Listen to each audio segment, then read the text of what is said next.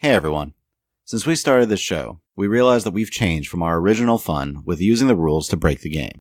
And the more we chat about D&D 5th edition rules with all of our guests, we've realized that we love using the rules to make our games actually better. Now, instead of seeing loopholes for exploits, we see opportunities for creative solutions to challenges. And when some people hear rules as written, it does conjure images of rules lawyers and a denial to the rule of cool. Our hope is that by sharing how to apply, adapt, and improve the rules, you can make your games more fun for players and for DMs alike. So, thanks for joining us. This is Tony. Hi, it's Bethany. Hey, Rachel here. Hey, this is Nick.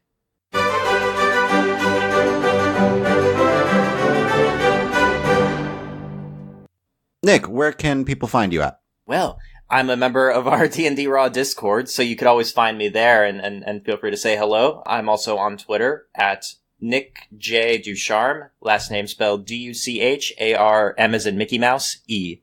Awesome. Yep, you mentioned our Discord. Feel free to join us. We'll post a link in the description. You can also find us on all of your favorite podcatchers. You can follow us on Twitter as well, at Rules As Written.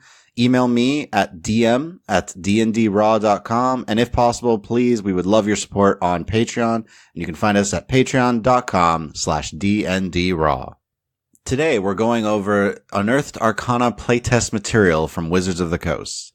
I want to give a particular shout out because in our Orenthal campaign, 4 of our 5 party members used what was originally Unearthed Arcana material. That would be the Domain of the Grave Cleric, the Mystic, the Inquisitor Rogue, and the Way of the Kensei Monk. All right. So, Nick, why don't you tell us a bit about any creative projects that you're working on? Oh, well, for starters, I'm a regular player on D&D RAW. Woo! I played the Inquisitive Rogue Tor during the Orenthal Season 1 campaign, and I'm playing the Alchemist Artificer Leuven for our current Season 2 campaign in the Rumble Squad group. Rumble Squad! Rumble Squad! Sorry, I was late. I haven't practiced saying Rebel Squad enough, but... We do that a lot. Both of the characters definitely have some relation to today's topic. In addition, I play regularly on Rachel's podcast, Epic Endings. I've also joined, a lot of the guest appearances that we at D&D RAW have done on other podcasts, like Nilbog's Tavern, Tales from the Dark Dragon's Inn, and the Podcast of Foes event on Dungeon Delve. I've been thinking a lot about what's next, especially since I just hit age 27. I feel so old. Happy birthday! Thank you. Thank you. By the way, Nick, if you're old, then by definition, all of us are old because shush your mouth. We're all hey. well, we're all older than Nick. So if Nick is old, there's no hope for any of us. So in actuality, we're all really young. Is I'm what just I meant to say. epic tier, okay? Yeah. Like, I'm happy with how my career and personal life have been going. Not to mention how D&D and being a podcast player have been such good outlets for flexing my creativity. Like, I know confidence can take time to cultivate, but I think I'm about ready to rearrange a couple of my priorities and start saying today instead of someday for additional projects. For instance, I've had RPG Maker sitting in my Steam library for 2 years now. And I've got some ideas for some inclusive 8-bit style RPGs. I think I also have an idea for a humorous post-apocalyptic workplace themed card game. And my skill set could also be well suited to just writing for tabletop RPGs. Going back to the topic of confidence building, I think the number one lesson that I've learned over and over and over again is to start small. Yes. What? No. Yeah, for sure. Joining in on someone else's projects, for instance, being a player on this podcast, it's such a good first step before attempting to kick off something of my own.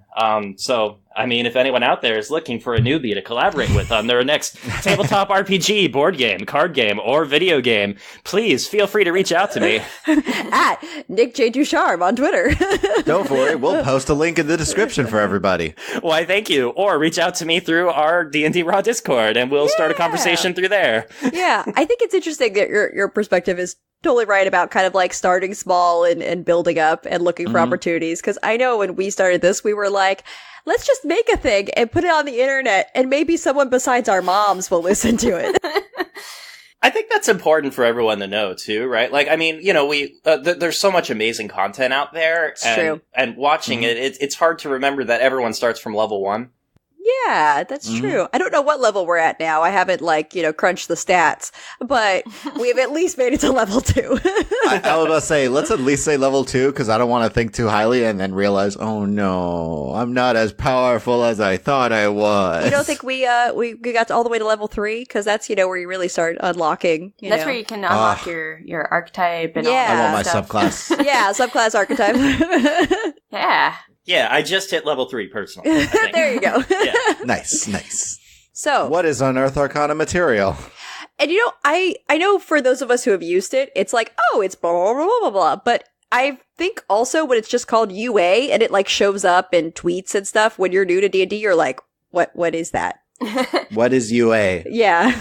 So basically, Unearthed Arcana, just for the definition, is playtest material published by Wizards of the Coast on their website, usually semi-monthly, that is free for everyone, and the material has not been refined through their complete development process. One of the things just to mention out there is where can you find Unearthed Arcana material? It's always on the Wizards of the Coast website, and I've actually take a little bit of annoyance with their most recent comment release because they pushed back the Artificer revised. Well, yeah, because for a while, they're like, we release monthly. We're all like, yeah. And it would be on a Monday. We'd be like, yeah. We'd all know what to expect. But there's been some changes. Well, okay, they released monthly for a while. Then they gave a specific, what Monday per month, like the second Monday or something. And I think the past few months or something, they've had to shift it a little bit.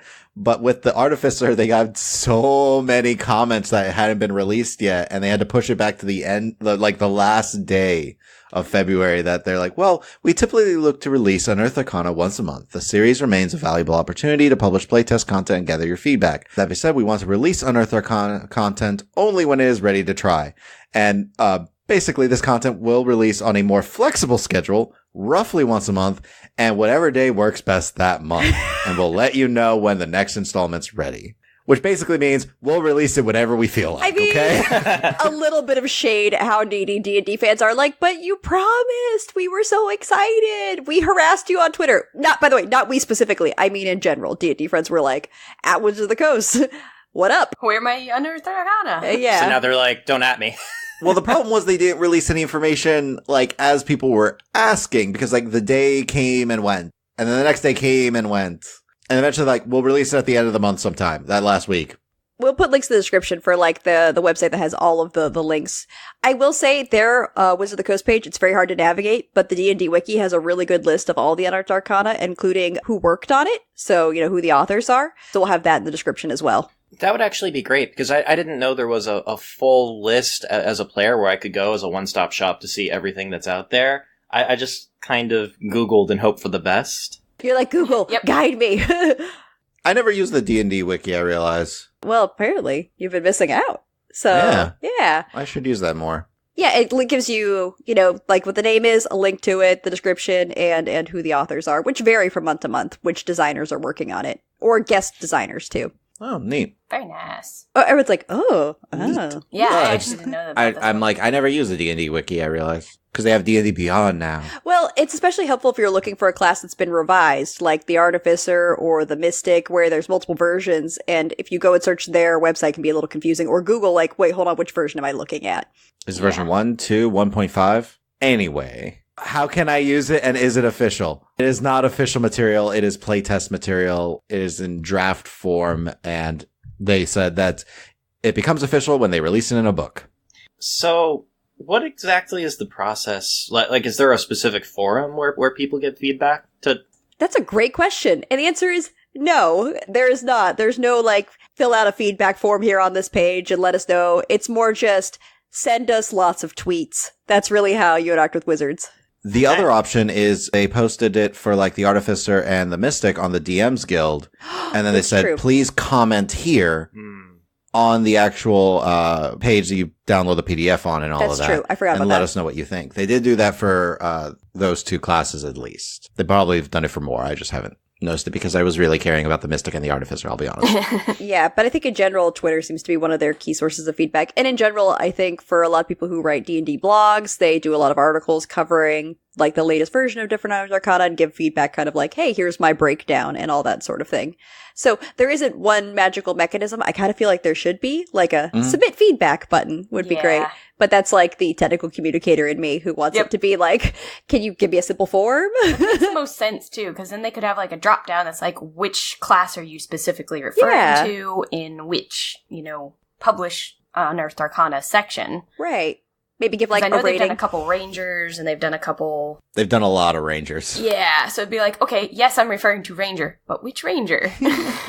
And also just, I think, as an explanation of if there was something in Unearthed Arcana that you really loved. For instance, I think they came out with some feats, both racial specific and weapon specific, but only some of that got incorporated into Xanathar's. True, yeah. Yes. And we don't have any insight into the process for how they decide what gets published in a book. I assume it just means that it's met with their standards internally and they've gathered the feedback they need. But yeah, it's a bit opaque. Like, we get Unearthed Arcana material and then eventually we might get a new version, or maybe it disappears forever, or maybe it shows up in a book and we're very excited. Like the Domain of the Grave Cleric. Yep. There were a few classes that we wound up using the Unearthed Arcana material for our Orenthal campaign, like the Domain of the Grave Cleric, the Way of the Kensei Monk, and the Inquisitive Rogue, that wound up becoming official material while we were still playing the Orenthal campaign. I mean, I think overall we did do an episode where we talked about some of the changes. Yes. Just kind of like how to adapt to that, or what specifically changed. But overall, I think I enjoy the opportunity to see things as they're working on them instead of having to wait for it to come all the way to a book. But I think your question about feedback is a good one, Nick, because I would love to see a way for them to like have a mechanism for gathering consistent feedback beyond people shouting on the internet. But shouting is the best. Okay, the internet is good at shouting. We all know it. We all know it. Yeah, because otherwise, I mean, we gather this and we play it, and most of our feedback is to each other. Yeah. Or like, I know, Nick, like for you with the Artificer, like talking to Tony. So like, you talk with your DM about how it's working for you and it's more specific to your personal game. Yeah, there's no necessarily right or wrong answer for whether or how much to take out of Unearthed Arcana as long as you and your DM come to an agreement on it. Yeah. And that's part of the coolness about it. Not to be totally negative on the Unearthed Arcana, because it is cool. Oh, no. Unearthed Arcana is great. I think, we're griping about the process rather than about the product. It is free. They do give it to us for free. Honestly, like, I love the Unearthed Arcana, and I'm usually really excited to see what they've come out with. Every once in a while I see one and I'm like, not for me. Yeah. Yeah. But for the most part, it's really cool to see a lot of the different stuff that they're... Basically, you can tell we're thinking about doing something along these lines. Yeah. What do you think? Yeah. I like the classes, especially. That tends to be what I gravitate towards. I'm like, ooh, new class or new class feature. Interesting. But I originally thought Unearthed Arcana was primarily going to be a DM resource when I was starting, where I thought, okay, it's something for DMs to look at and see if it's a good fit for their players. But I think there's something to be said for players looking at it and being like, I like this. I'm vibing with it. I want to use it. I want to build something. I'm inspired, which I guess would be Rachel, like you and I was going to say Spore Master. That's not right, but that does sound cool. The Spore Druid. Welcome the Spore Master.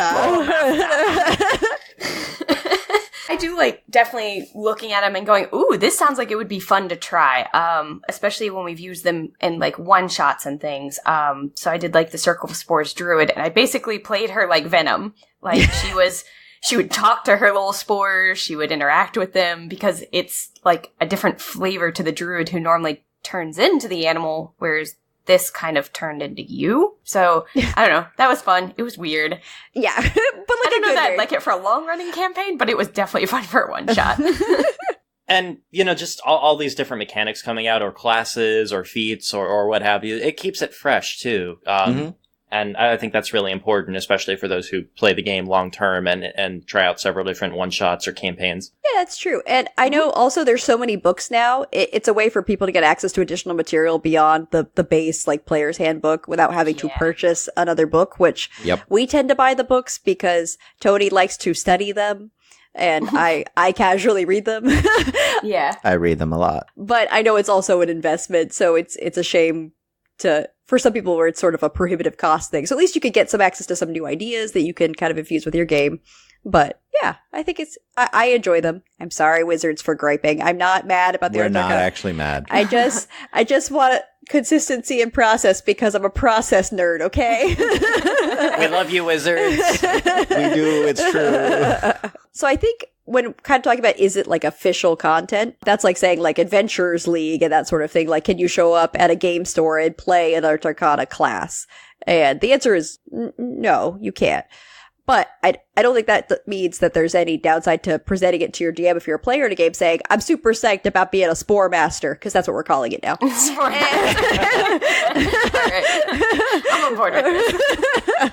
And your DM says, okay, like, yes, that sounds great, or maybe with some tweaks, or I don't know if that's a good fit for where I'm doing right now, but maybe we can integrate it down the road. You sound scary. I'm a little afraid. I mean, to be fair, when I presented it to one of my students who's playing a druid, I was like, your options as a druid, you can be a spellcaster, you can be Beast Boy, or you can be Venom.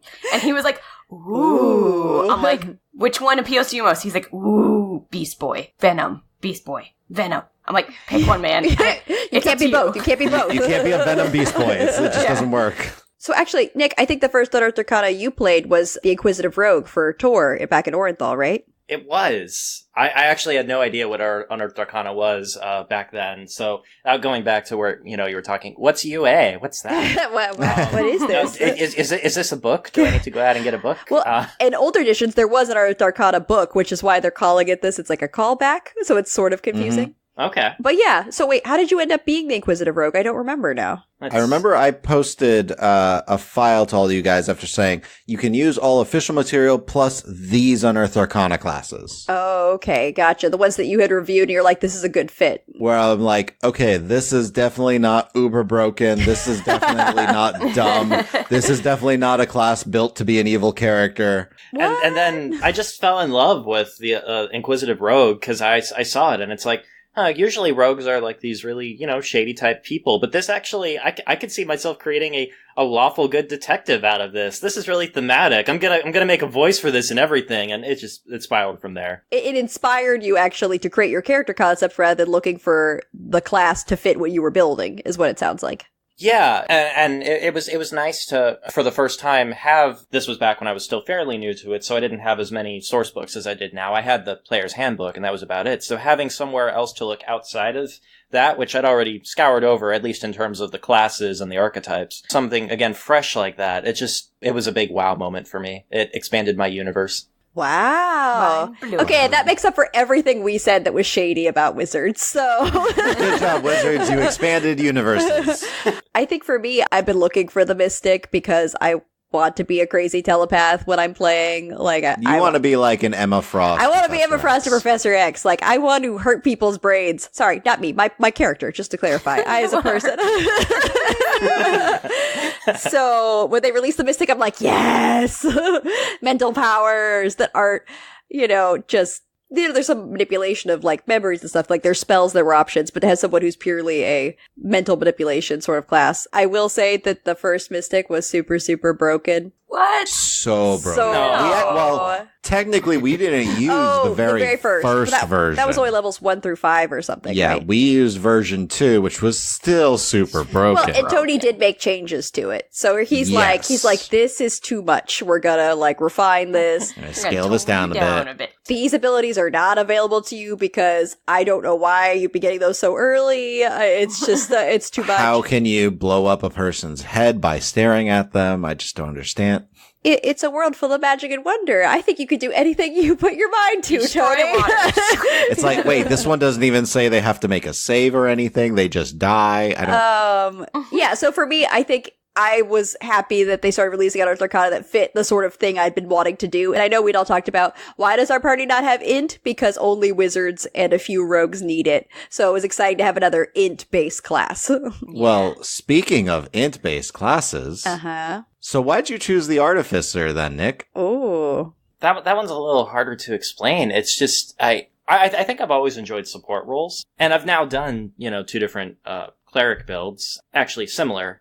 They were both life clerics, one for our Podcast of Foes episode, and then another for Epic Endings with Keldwyn. So I've really enjoyed that, but it was nice to see a new spin on that. I felt like the first Artificer for 5e on Unearthed Arcana just really had its own unique flavor, something I'd never seen before. And Tony, I know the philosophy, your philosophy, which has, I think, really helped me grow as a player too, about starting from who is this character as a person, before getting into what they do and what kind of class they are is what was part of what made me go with that decision, because I already had this concept of someone who's really enthusiastic and optimistic about the world and wants to experience everything. And so then suddenly we come across this Artificer build, and it just gives me this vibe of a character who sees this world of Ostia and the changes it's going through technologically, and it just opening up, it feeling like a renaissance, and that being such a font of inspiration for that character. So you're like, Artificer is a natural pairing to someone who's engaged in trying new things and, kind of pushing the limits of what's available. So it makes sense that it's different from other classes. Exactly. Yeah, I think there's a lot to be said for that. And you're right, Tony's philosophy has been, build me a person first.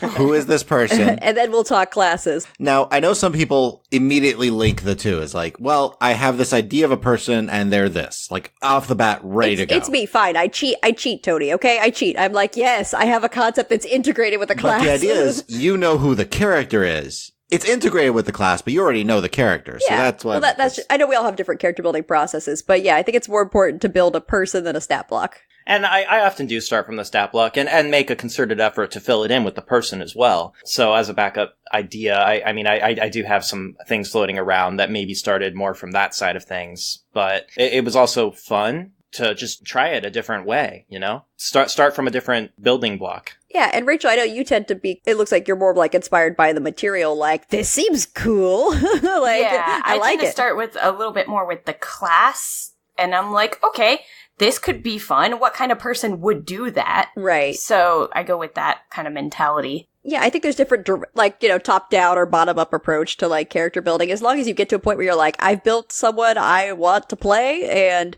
they're gonna do cool stuff, that's kind of where we're all going. Yeah, you don't want to just be, really, really focused on one aspect, like fighting, and then have nothing else going on, because then you're like, oh, this is a roleplay scene. Yay. I'm going to be a rock. You can roleplay. What I'm hearing is it's time to rag on Tony's Ranger again. No. Hey, Adamant, how are you doing? I'm angry. Orcs killed my family. Yeah. Okay, cool, fun. Have you found any orcs recently? In fairness, the other side of the spectrum is also possible, I'm sure, where you could be so focused on role-playing and not care about the mechanics at all, and that would cause its own problems. I'm just gonna crack jokes during my turn, and that's all I do. Working with kids, I do see that a lot. Yeah, Rachel, I know you've had some instances where with the kids, you're like, what are they doing? They're supposed to be fighting a monster. Yeah, and they're like, can I propose to the monster? And I'm like, no, it's a giant elemental that is literally destroying you right now. He's like, but I have this silver ring. Child, please. But is it single? Yeah, and I'm Hey, sup? You hot there, Elemental? How you doing? It was a raging blizzard, so no. Not even hot, Tony. You're cold. super cold. Give me the cold shoulder. I see how you're doing. As weird, I was ready for both. Yeah. Okay? As weird as we are, kids are weirder. Yeah. I definitely saw a lot of it because I just had the spring break camp this week, and I definitely saw a lot of them. They didn't build a stat block. They built a person. Yeah. And I'm like, okay, that's really great. I love your idea. Let me see if I can give you some stats to go with this, because when we get into combat, you can't just roleplay your way through every combat. There are going to be sometimes you will have to fight, and you're going to need those blocks. And they're like, okay. Yeah. I'm like, here's a quarterstaff because you're a druid. Here's your quarterstaff. These are your stats for it. And they're like, okay. So I really want to make a scarf. And I'm like, well, that's okay. We're making scarves now. Sure. Let's make friendship bracelets while we're at it. Do you ever use Unearthed Arcana for the kids, or you keep them just to source books to keep it simple? So we have, with the one kid, I did offer him to play Venom, so the Circle of Spores Druid. Mm-hmm. But for the most part, we tell them they have to stick to the books that we have on hand. Just because we are trying to play unplugged, and we don't want them, pulling out their phone every 5 seconds to reference the Unearthed Arcana.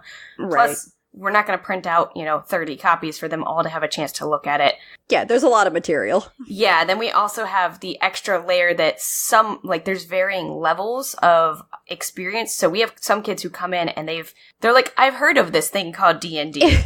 how do you D&D? And you're like, oh, child. They're like, I hear there are dice. Yes.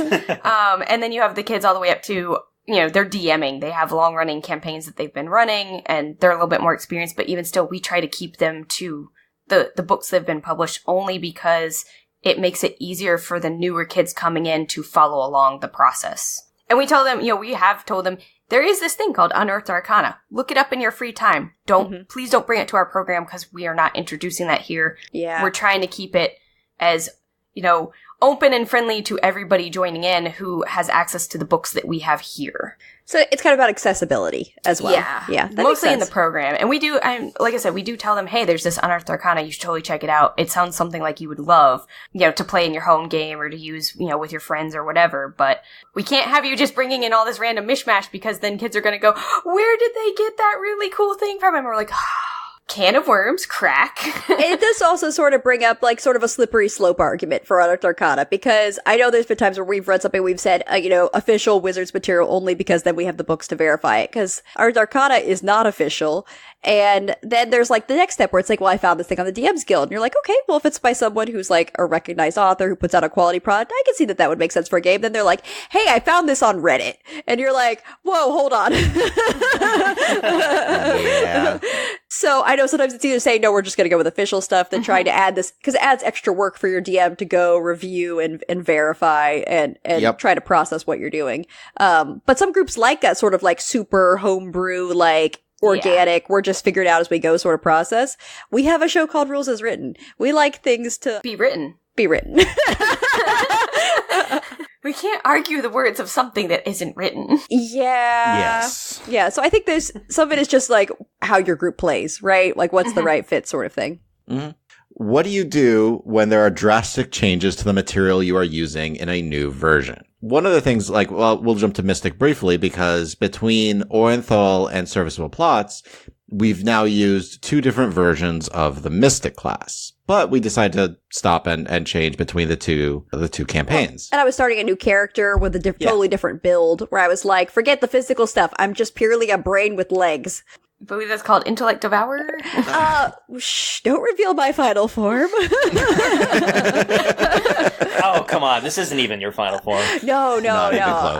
Mind No. Flayer. I think I get you think that's all? No. She's going full illiterate. Oh, nice. No, I want to be an elder brain. Forget the legs. I could just be a giant brain. Yeah, but then you'd be made up of multiple brains. I don't know if you want that. I mean, do I control all of the brains in this scenario? You are all the brains. Yeah, that sounds all great. The brains I'm are on board. you, and you are them. Yeah. We are one, for we are... Oh, wait, no, sorry. Brock here. As you can see, we are very hyper-focused. Yeah, I don't want to be a spore master, Tony. Gotcha, yes. But yeah, I think for this, it made sense starting fresh to start with the newest version, but also for you to then make tweaks. So I kind of told you like, hey, here's the abilities I'm looking at. And then I can go, let me look at these. Oh my gosh, this is completely broken for you, and this is broken against you. Let's start to fix that. And nerf them, Tony. Do it. I can take it. There were some things I was like, that would be really cool, but that is way too much for level 5. So I think for us, the timing worked out for the Mystic, so it was easy to decide what to do in a transition.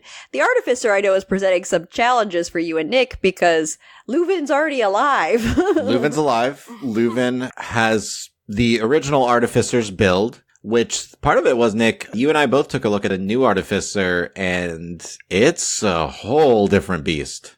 Yeah, and that really surprised me, because I do remember looking over the revised Ranger, and there's just a quote from it that really stuck out to me in terms of what I understood as Wizards of the Coast philosophy on UA. The quote was, "Overall, this approach captures our intent.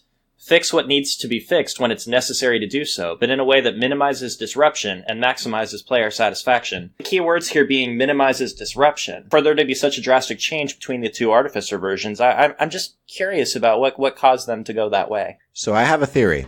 And it's because of what's specifically mentioned in the latest Artificer one, and with their big push away from the Sword Coast and for the Forgotten Realms, I think the original Artificer was meant to be included a bit more into the Forgotten Realms, whereas the new build of the Artificer is definitely a push for Eberron. I think that's why there's a pull away from the sort of spell casting approach with potions that we've seen. Because they've got the Alchemist, which was definitely like very just potion heavy. It's a magic bag and a magic set of ingredients that you just pull and you use. Same thing with the gunsmith from the previous one, where it's just like magic bag, magic gun.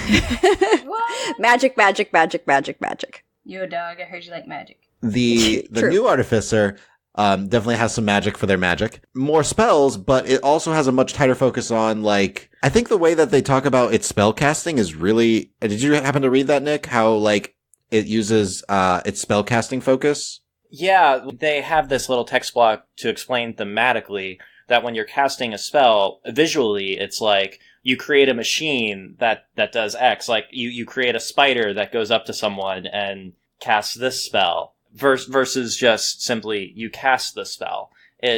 But mechanically, it's exactly the same as any other class casting the spell. It's just they really doubled down on the visual element of it. Well, and also it's, from what I was seeing, it's more of a technology integration, right? Like it's you're more of a builder than a caster, in a sense. You build potions, you build tools and stuff. And I think the one you were thinking of, Nick, like you use your Tinker's tools to cast Cure Wounds, but visually your Tinker's tools create like this little mechanical spider that sews a wound close. Which is terrifying, by the way. If I was dying, all of a sudden you're like, no, be cool. This spider, like a mechanical spider, rushes up to me and starts knitting my wound together. I will be freaked out. I think that's fair. I mean, I won't stop it, but it sounds horrifying. Yeah, so I think you're right, Tony. The setting changed because Eberron is a very different world from the Forgotten Realms. We don't have to get too much into it, but there's definitely more technology, right? So that's probably part of it. I think there's a much bigger focus on like magic technology integration in Eberron. I don't know Eberron super well, but I've been reading the source books, so from 3.5, so I'm catching up slowly but steadily. It's very lore heavy, but it's interesting. It really comes down to, is it a good fit for your character to make the change? Because it's a little tough, right? When they're already a person, they already have certain abilities. So how do you handle that, Nick, in your opinion? Well, it definitely is that kind of case-by-case basis where you take a look, your DM takes a look, and you have the discussion. For instance, I think kind of how this process has gone, from what I can tell, is I've looked at it, and overall, I think, Tony, you and I kind of both agree that the first version fits Leuven better than the second version. Yeah. A couple areas where I think this is the case in particular is the spell list. Part of what I mentioned, that excited me about the first Artificer was that it felt so unique, like it was its own thing. But when I look at the spell list for the version 2, on one hand, it's more all around. Like it makes you stronger overall. You're able to do more things. But on the other, I don't know, it feels a little more like it's a hybrid of the wizard and cleric spell lists or something versus it is the artificer spell list. So you feel like it lost some of the flavor that you really drew you to it in the first place? Yeah, I would say so. And also from the alchemist archetype perspective, the loss of the alchemical mixtures, the potions, like the healing drop or the alchemical acid and fire, having that be completely replaced mechanics-wise was a bit jarring. Now, I do think there was room for improvement on that mechanic. I think the addition of, for instance, maybe a few extra mixtures to choose from so that at the end you don't just have everything, but you can truly choose the ones that you like most might have been a good way to go with it. And that's not to say that everything about the change to version 2 I didn't like. For instance, I really enjoyed the homunculus? Yes, the alchemical homunculus, which visually could be like this cute little vial that has wings and does stuff for you and is like a familiar, and also is really helpful in terms of action economy because it actually gives you a reliable thing to do with your bonus action each turn, for instance. So what sort of things can it do, just for those who haven't read it? It's different from a regular homunculus. It has a +4 perception, +4 stealth, but it has this acid spittle. Spittle? So it can actually attack and spit at people at a range of 30 feet. I like that it's called spittle, not like acid splash sounds like you're throwing acid. Acid spittle means you're literally just got too much saliva and you're just like flicking gross little bits of acid moisture on people. Yeah, basically. Oh. Yeah. Gross. And it kind of seems like it's replaced the mechanical servant base class feature. And there's, an equivalent thing also on the, what is it called now? The gunsmith archetype. Mm-hmm. Which is the artillerist now. Right. Artillerist. So we have these kind of two more archetype-specific things, now replacing this base class feat thing, which I like better than the original, because the original, I don't know, to me, it doesn't scale with level. The mechanical servant that you create, you have to spend time and money to recreate it if it's destroyed. And thematically, I would say that it forces your artificer to be a tinker type no matter what, which some artificers might do more and some might do less. And it also might kind of tread on the ground a bit on classes who can either have an animal companion or can beast shape. You mean for having a companion that you can control in battle? Yeah, that is a beast type in particular. So, on one hand, there could be an argument made that you could talk with your DM and see if they're okay with picking and choosing certain things from both versions and creating this hybrid. But on the other hand, and I think this might be your concern, Tony, that creates real balance issues and can add a lot of complexity to the situation. Yeah. The Unearthed Arcana we've seen, some is more balanced than others. It varies. Sometimes I think they're just like, here's some ideas, and they just sort of toss it out there, and they're not too worried about game balance because it's playtest material. Yeah, see what sticks at the wall. Right, there's an element of that, like we kind of mentioned with the Mystic, where we're like, yeah, this is super broken. So that kind of is already a component of Unearthed Arcana, but yeah, picking and choosing, that kind of leads to the situation where you're really homebrewing just with elements from Unearthed Arcana. So it's more work, for sure, but if it gets you to where you want to go and your group's comfortable with it, I don't think it's a problem. This artificer is definitely much being built more like the paladin. Rachel's like, tell me more. You have access to all of your spells, and your spell list, you just need to prepare them. So you have the paladin, the druid, all of that. You have access to all of them, which is an odd thing for an int-based class to me, because their powers aren't granted to them the way that a cleric, a paladin, a druid are. So it's just a weird concept to me that, like, you can just switch these out. And it's supposed to be a little bit like you're just so smart and know magic so well that you can just switch it. Because you can do it with cantrips at later levels, too. What? Yeah, so I know our friend Jacky, Death by Mage, wrote an article where he really did a breakdown talking about the new version. We'll have a link to that if you want to read it. He did a good job also talking about where he thinks like the influences are coming from in this particular version, which is interesting. So I think there's no one answer, but overall, I think when I read the new class, I was like, oh, if Leuven takes this, he's going to be different. Like, it doesn't change his personality, but, I like him with it. Different. Yeah, and I know that's part of who he is, right? That's a factor as well. The fact that you can kind of forget and remember cantrips at will is kind of interesting, too, in the new Artificer. Mm-hmm. At level 10, Sounds I think you can start to switch them out. Storyline-wise, I'm just curious, Tony, how do you think one would incorporate that into an actual plot reason for why that was done? So at 10th level, you gain the ability to make sure you have the right magical tool for a job. Whenever you finish a short or long rest, you can replace one of the Artificer cantrips with another cantrip from the Artificer spell list. So the idea of the Artificer is that they're constantly looking for new lore. They're constantly driven to understand magic. So it's not so much that they're necessarily forgetting one. They're tweaking the magic that they have in order to utilize a new ability. So they're like, well, it's requiring so much energy for me to be able to do this dancing lights. I don't really need that anymore.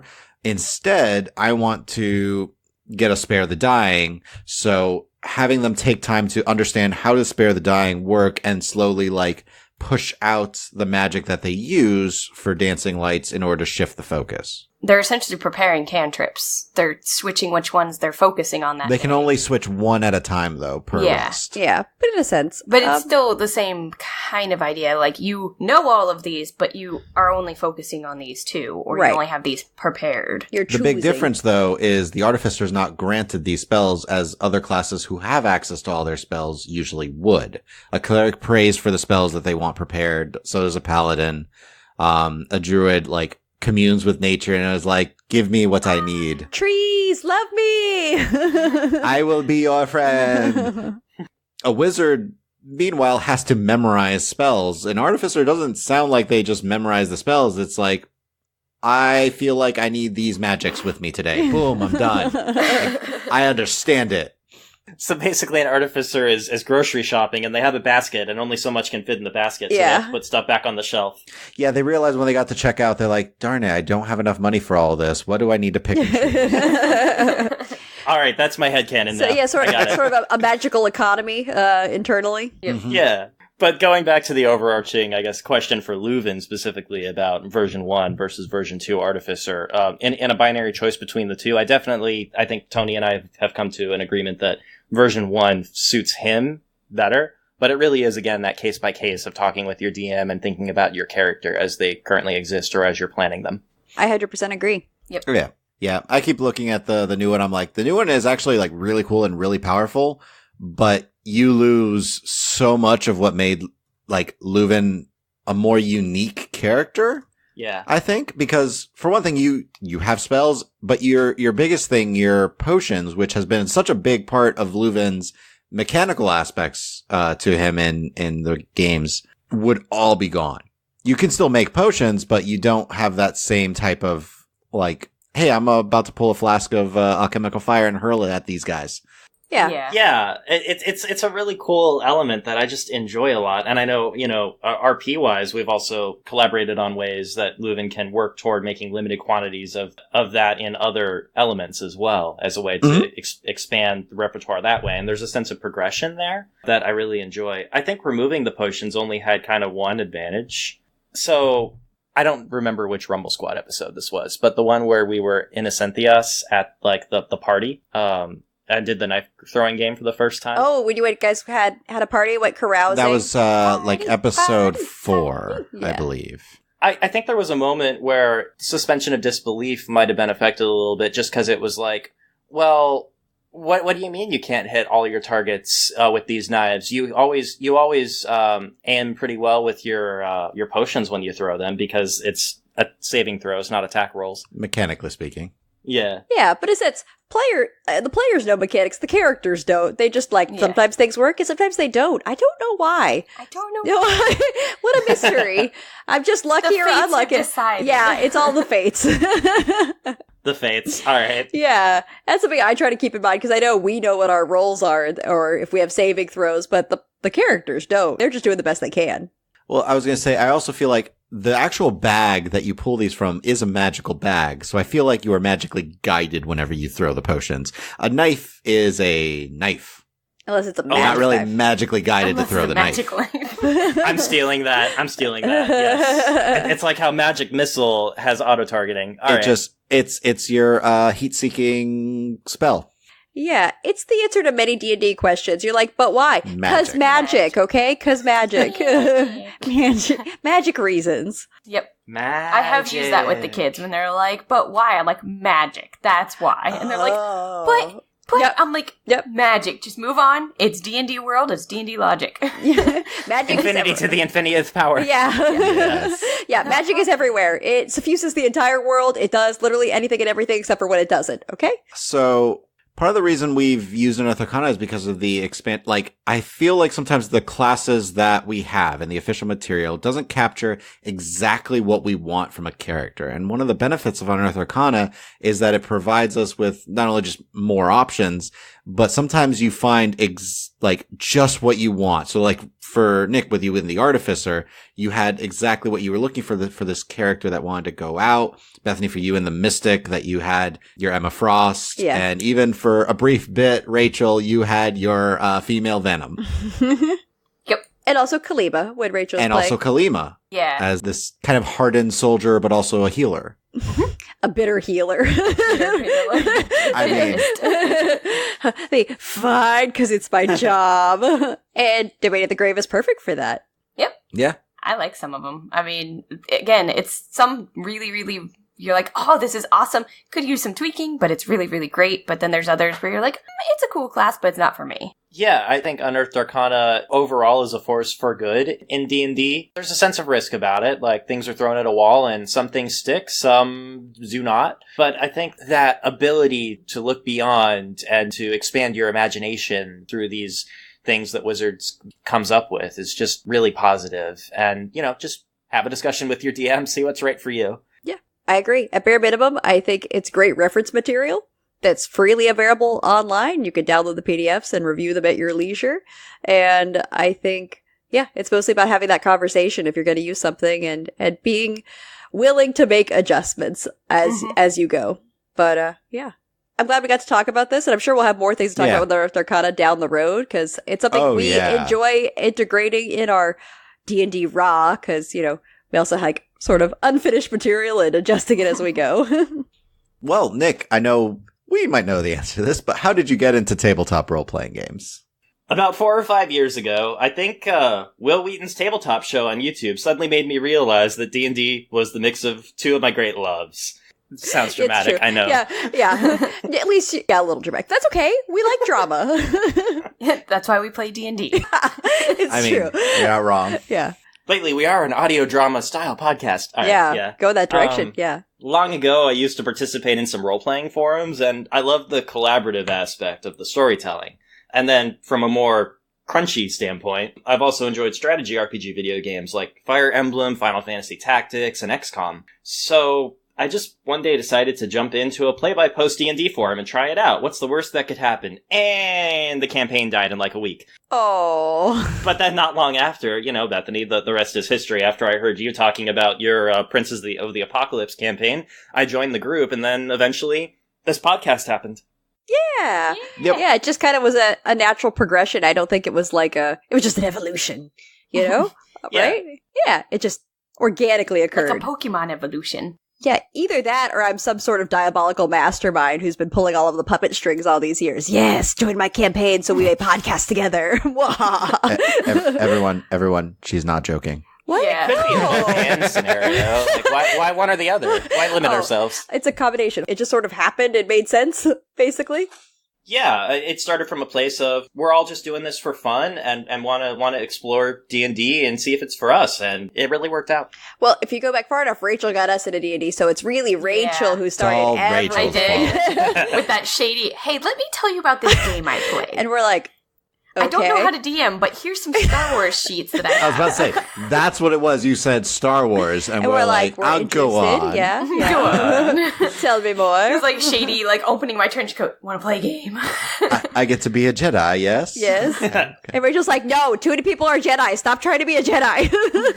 But Force powers. They're not as good as like blowing everything up with like grenades. Yeah, why be a Jedi when you could have explosives, is what your argument is. Yeah.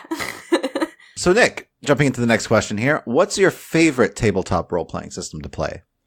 Well, D&D 5e is the one I've explored the most by far. Mm-hmm. Good answer. I really love it, so I feel like I gotta say that, especially as a member of this cast. Good choice, good choice. Oh, I mean, there's no pressure. I promise everyone, we're not pressuring Nick. Ignore the knife in his side. Nick, what's your favorite system? D&D. All right, I will say this. I also really enjoyed Inspectors back when Rachel was running it. Jeez. Yeah, remember that?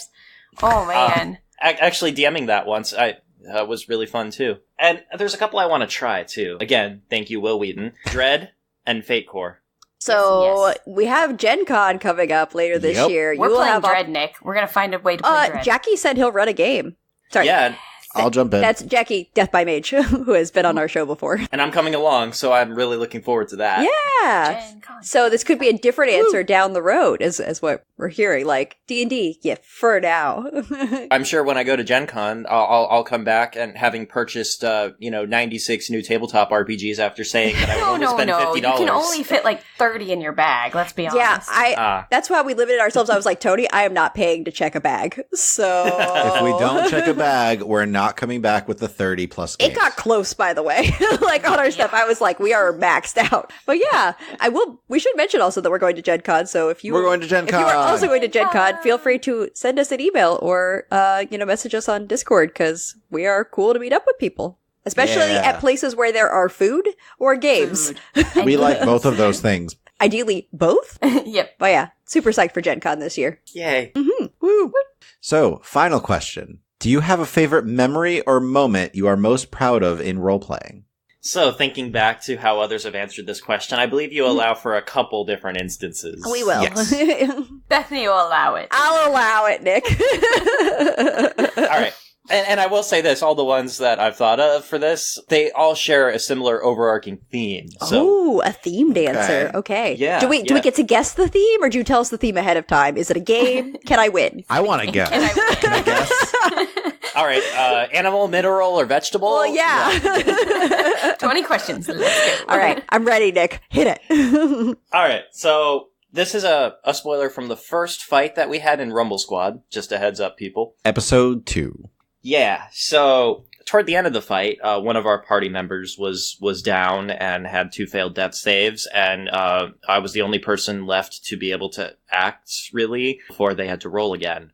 Well, I guess I should preface and say, as an Artificer first version, I have access to healing draughts that I can use, but I was still learning how to handle the range question, because it's kind of like an Artificer's supposed to be mid-range. Anyway, long story short, I was too far away to run up and just administer the potion in one turn. So I asked, well, Tony, could I administer it from range?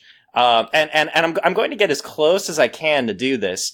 But this was a communication failure ultimately, because what I did not fully say, I was trying to say it, but I don't think it came out this way, was, I want to splash the potion, can I do that?